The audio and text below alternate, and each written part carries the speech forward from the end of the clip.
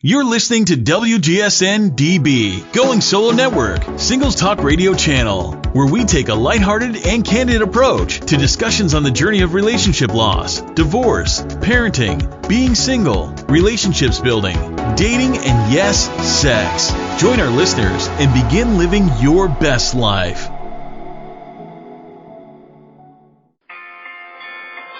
Welcome to Divorce, Dating, and Empowered Living with your host, Rosalind Sedacca. Join Rosalind each week on a journey toward overcoming life's many challenges to achieve peace, empowerment, and positive transformation. It's time to relax, unwind, and transform your life with Rosalind Sedacca. Hello, everyone. This is Rosalind Sedacca, and you're listening to WGSN-DB, the Going Solo Network. And this show is Divorce, Dating, and Empowered Living with Rosalind Sedacca. And every show we invite guest experts who have the awareness and the experience to share their expertise on topics related to divorcing and relationships and living life to its fullest. And today, of course, is no exception. I'm very excited to introduce you to my guest. And her name is Andrea Hipps.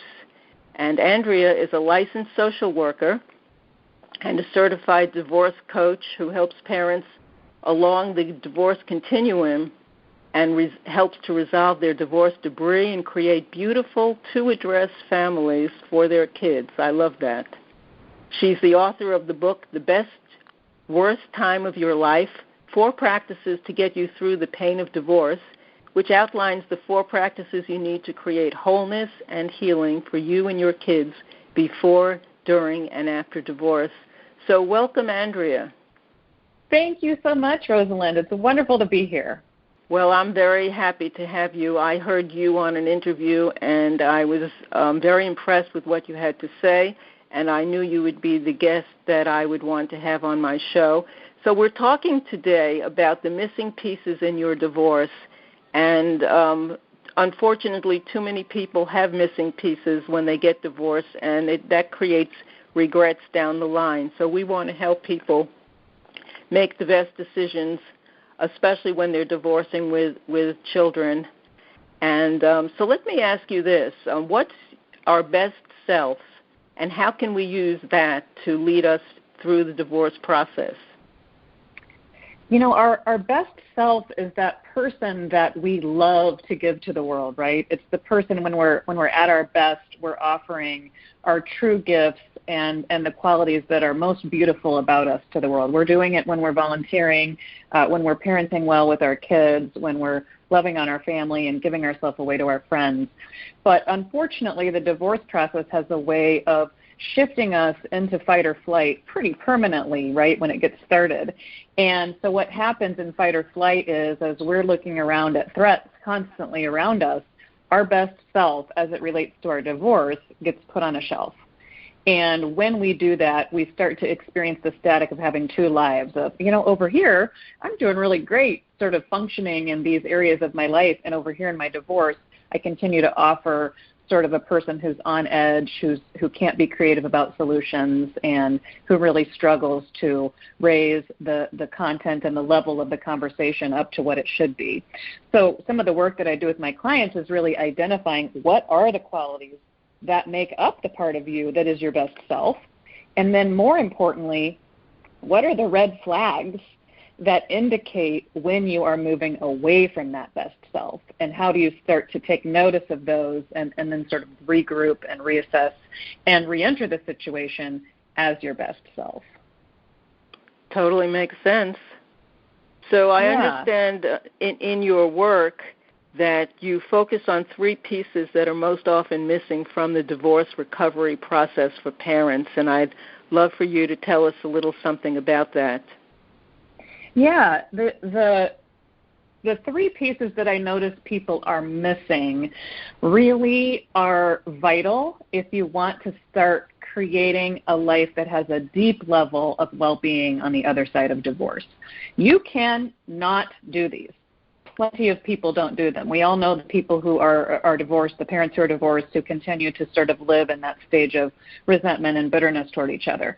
If you are seeking to avoid or minimize that in your life, these are the three things I see people skipping over most often.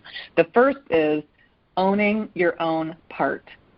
And I think in divorce, it's very easy to sort of go quick to blame. And owning your own part just means having a commitment to only telling what you regret about how you contributed to the divorce. Most people love to spin a story about what the other person did to cause the problem, right? And so how we start to own our own part, I usually start people out really simply on that and just using John Gottman's 4 Horsemen of the Marriage Apocalypse. Where in your marriage did you express contempt, which is just simply the absence of admiration? Where did you criticize and just pay attention to shortcomings? Where were you defensive when conversations were attempting to be had? And where were you stonewalling, which just means that you're withdrawing instead of engaging? If you can sit for even 5 or 10 minutes and identify which of those characteristics you contributed to your marriage and therefore to your divorce, it will go a long way toward taking down the intensity of blame in your divorce, which is really a great thing to do. The second thing is to develop gratitude for your former spouse, and I get a lot of resistance around that one, Rosalind. Most people, that's not a starting place for them. And I can just say in my own divorce recovery, I was challenged at one point to do 3 gratitudes for my former partner every morning in bed, before I got out of bed, no repeats. And my jaw dropped, right, at the challenge that was, but I took it on. And what I noticed over time as I started to shift the spotlight from the easy to access blame issues, I started to be able to soften my posture toward my former partner. I was also able to start seeing what are the gifts that we're going to be able to use going forward. What are the actual positive characteristics that this person still brings, even though I have my laundry list of things they can't be? What are the things that they really can offer? And then the final piece that's often missing is really doing the work to understand your co-parent's operating system. I watch a lot of co-parents exhausted by the behavior or inaction of their other co-parent. They are routinely shocked by very predictable actions and inactions, right? We're like, oh, I can't believe he just did this. I can't believe she just did this, although I have about 5 years of evidence to suggest that this is what he or she does. And so when we learn the operating system of our former partner, we sort of spare ourselves a little bit of that shock and start creating strategies around knowing that this is going to happen. So when I talk about this, I know that I can anticipate this sort of a response because it's what I've gotten for the past 5 years. So how do I want to approach the situation with that in mind? Those 3 things, owning your part, developing gratitude for your former spouse, and really knowing your co-parent's operating system, it will absolutely fundamentally change your posture toward your children's other parent. Well, as the founder of the Child-Centered Divorce Network and being so focused on divorce with children, I'm very impressed with those 3 pointers because they're nuanced. They take us out of the black and white looking at our divorce situation and move us out of just being in the blame game, and suddenly we're dealing with issues that are much grayer and much more difficult to discern and just whip out those easy comments, and it forces us to look inside. And I always talk to clients about doing their inner work first, because you can't move ahead in your own life without understanding those 3 factors and taking responsibility for the part you played in it. Otherwise, you're learning nothing, and you're going to move into another relationship with a different person with the same kind of issues that come up again. So this is excellent material, and I so appreciate your sharing it with us. And understand how valuable it is for people who are in the beginning stages of divorce, who, if this isn't brought up for them, they're missing a huge piece of the puzzle, don't you think? Absolutely. And I think, one of the things that's so hard in divorce is realizing how we're contributing to our own unhappiness. We get in divorce and very quickly assume the posture that our former partner is the source of all of our unhappiness. And right. Again, their behaviors and lack of behaviors contribute to that. And we don't realize that by not going through these missing pieces, that we're actually short-circuiting our own happiness. And that's the thing that I sort of hate to watch, is because people want to feel better in divorce. They really do. And people get in situations with their former partners where they really do think they have the worst former partner.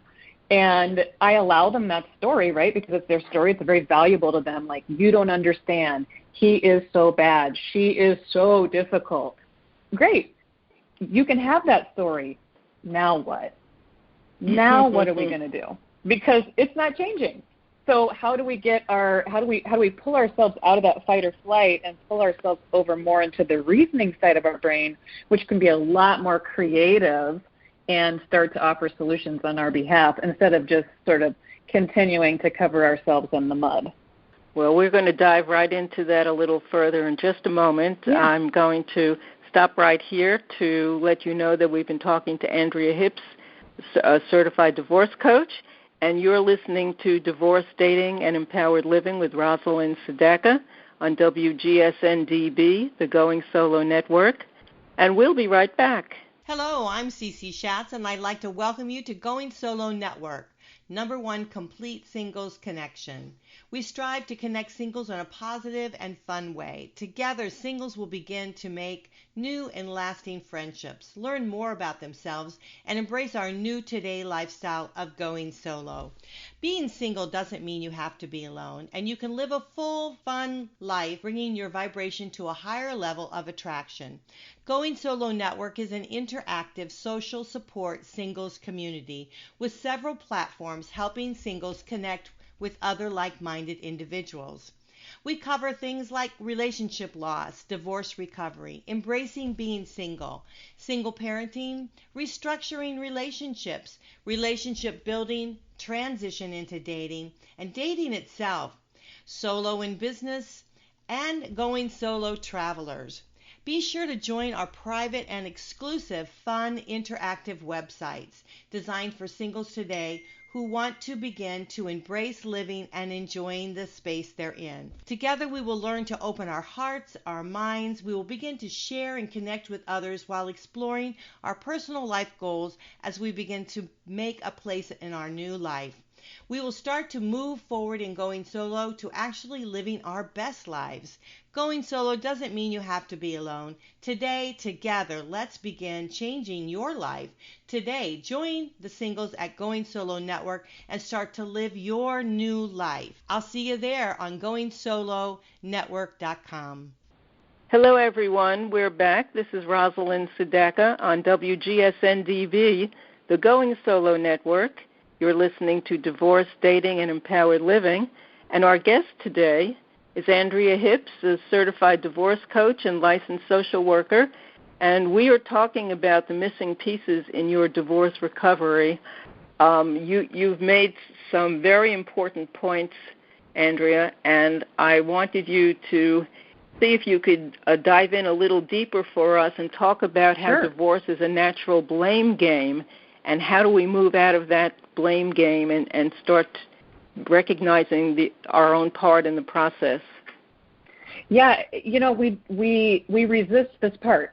We really don't like owning our own part. And I have a heart for people who have a difficulty doing this step. I had a hard time doing this step too, because one of the things that happens when you're getting divorced is you start to realize that the connections you have in your community are deepened when you have a really victimized type of story, right? If your spouse cheated on you, that story helps you to garner the support of your community, garner the support of your tribe, and it helps you to feel safe in a time when things are sort of falling away. And so we link to that, and we want to put the blame on the other person, because if we don't, and we actually contributed, we might not get as much sympathy, and therefore that feels very exposing. So one of the ways that I like to talk with people about how to sort of safely walk into owning your own part is to really, and I know this is hard for people in divorce, but just attempt to put yourself 5-10 years out, and you're in a new relationship, and spend some time thinking about all of the ways that you conducted yourself in this most recent marriage that is now ending in divorce, and make a list of all of the ways that you behaved that you would like to, again, recreate in this new relationship. What do you want to bring forward? Just because you got divorced doesn't mean everything was bad. There were parts of you that really were beautiful, and you want to hold on to those. So you want to have a real clear list of, this is what I bring to relationship, and I'm happy to do it again. The next, far harder part is to make a list of all of the ways that you behave that you would not like to carry forward into a new relationship. And some of those regrets are the fertile ground for owning your part. And it also directs your attention to a new relationship and kind of keeps you from getting tangled up and defensive in the old one. So when you put it out there and sort of on this nameless, faceless new relationship, you can get out of sort of, well, I don't want to admit I'm wrong because he or she was way more wrong than I was, right? It sort of gets us some distance so that we can talk honestly with ourselves. That's really valuable, and I call them the lessons we've learned. If we could find those lessons and acknowledge them, then they really become gifts for future relationships, don't they? Absolutely. And I think divorce has a way of making us feel like it's just this dead-end thing, and it was a mistake, and I just want to get past the mistake and get on to, quote, my real life or my next life. And it's not either of those things. It's a continuation of the same life, and you better hope that you spend some time working on how to bring it up at least 1% for yourself so that you don't have to do it again. Excellent. I love that.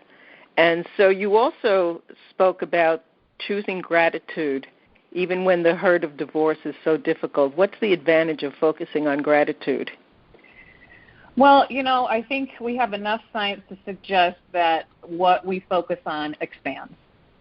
And when we choose to focus on what our partner can't be or won't be or should be, that's all we see. And I've done that. I would imagine you've done that.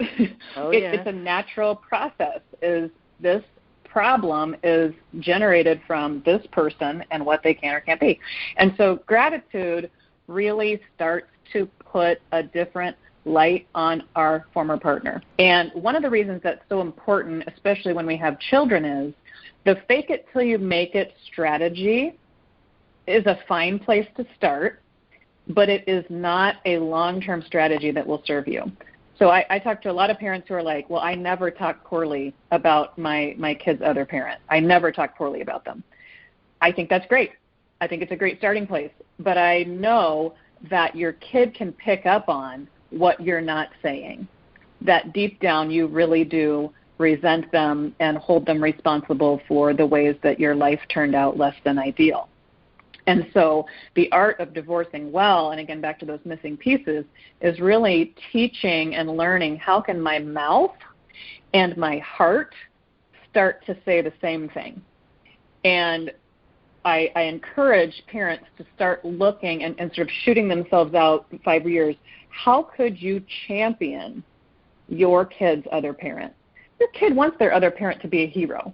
They don't want them to be the sad sack person who ruined our lives. They want to enjoy them. And newsflash, you're probably going to enjoy them a lot more too when you realize the things that they can bring. And I know it's hard because the list is long of all the ways that they've hurt you and disappointed you. But at some point, if you really want that, if you want to live in the freedom that you crave, that sort of mental freedom of stopping the static around your former partner, it is going to take you being willing to allow them to actually have some good qualities. And your kids want to hear those. And in a 2-address family, your kids want the presence of their co-parent in that home, not necessarily physically, but that you can talk freely and joyfully about the other parent. For example, I love that you got an A on that test. I really want to make sure Dad knows. Oh my gosh, you totally did that well. That's your mom in you. I can see it and I love it. Those are the kind of things that we want to be getting to on behalf of our kids. And I'm not going to say that it's easy, but it's really important, and your kids will thank you for it. And that's the crucial point. Your kids will thank you for it because they do pick up. Even the youngest kids, they may not be able to say it and express it, but they pick up on the lack of respect, the disdain, the attitude about the other parent, and that hurts and confuses them because they can't say anything to you, and yet they don't know what to do to fix it and make things right, and they feel guilty for loving that other person, that other parent, who they know you're not loving. So it creates much more challenge for children to grow up when they're picking up on that. Do you agree? I completely agree, and I think that it is the most challenging and beautiful act of parenting to do this work for yourself. You're not doing it for you, right? Because you're like, I don't care about this person and I don't want to be in a good relationship with them. But most parents will do anything to help their kids. And when you sat on the front side of your divorce and you were worried about how the divorce was going to affect your kids, worry more about how you are going to affect your kids in divorce. Not the divorce, it's you. And so this missing piece is really owning that you have a considerable amount of agency and power around how you shape the story of your kid's other parent, and therefore their own sense of destiny around being in this family and really being able to enjoy the family that they're in instead of having to manage mom and dad. I so feel aligned with everything you're saying, Andrea. It's a joy to talk to you and get your perspective on all of this because I feel so much in agreement, and I'd love for people to find out how to find you and your book as well. So can you share that with us? Sure, yes. You can send people, or you can come join me over at AndreaHippsDivorceCoach.com. There's 2 P's in Hips, AndreaHippsDivorceCoach.com, and on there I offer a free guide to how to communicate with your former partner, even when they're difficult. So immediately run and get that because I would love for you to have that support. I also did just come out with a book which hit international bestseller on its pre-launch release date here in February. It's called The Best Worst Time of Your Life: 4 Practices to Get You Through the Pain of Divorce. And it's not a how-to book in the sense of get a lawyer, get a mediator, walk through the steps this way. It's how do I deal with the sort of chaos of mind and heart that seems to take root during the years that you're going through divorce. So I hope that will be a benefit to people. You can also find me on Instagram, Facebook, and LinkedIn, and I'm offering very regular contributions to help support your divorce recovery. You can also sign up for my email and get support that way as well. Just want everyone to feel like they're not alone and they can get to the destination they want, which is a beautiful, healthy 2-address family. There you go. Absolutely. So in the brief time we have left, we just have a couple of minutes. Yeah. Can you just talk quickly about how parents identify their triggers and what they can do about that? Sure. Identifying your triggers is super important so that you don't let them run away with you, and so that you can see that your trigger is actually your value. And triggers generally fall into one of 5 categories. You're either triggered in your status, your sense of certainty, your sense of autonomy, your sense of relatedness, and your sense of fairness. And if you could spend some time as you're walking through your day when you get triggered trying to figure out which of those 5 things just got lit, then noticing that is definitely the first step to coming up with a strategy for handling it differently. And for even though the trigger will always be there, right, you will have a response that does not inflame you in the ways that it typically does after you've come up with that better strategy. But again, the first step to that, and I know we're trying to close up, is really just noticing this is a trigger, it falls into this category, and really getting yourself on the map to know this is normal.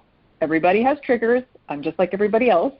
And now I have the chance to step 2 steps back from it and go, when it happens again, how could I give myself the thing that I just got triggered by. So in the sense of status, if you're being challenged by your former partner that you're not a good parent, how do you give yourself your own sense of assurance about status and not insist that they provide it for you? Does that make sense? Excellent advice. Excellent advice. Andrea, can you tell us again your website address? Yes, it's AndreaHippsDivorceCoach.com, and I offer a blog there. I am posting weekly to that and give people, again, tips and tricks for how to make sure that they are putting up the right guardrails to support themselves during divorce. I tend to take a straightforward, bottom line, challenging truths approach to my blog. I'm not really into fake it till you make it or just sort of top level how you get through, smile and wear a happy t-shirt, good vibes. I don't buy that, and so I don't promote that. So my blog is really about how to deepen the work, like you said, going inward so that you can offer a different storyline than the sort of typical American divorce story that we've come to know and frankly not love. Absolutely, and I'm in agreement with you about that as well. That's definitely the philosophy that the Child-Centered Divorce Network has. So I want to thank you. We've been listening to Andrea Hipps, HIPPS. Reach out to her because she has a wealth of information that's really valuable to get through divorce and create a better outcome for you and everyone you love in the long-run future. So thank you, Andrea. It was a pleasure talking with you. Same. Thank you for having me. It was wonderful. And this is Rosalind Sedacca with WGSN-DB, the Going Solo Network, Divorce, Dating, and Empowered Living. I hope you'll join us again on our next show, and I hope you'll visit the Child-Centered Divorce Network as well to find other resources of value for you before, during, and long after your divorce. Bye-bye for now.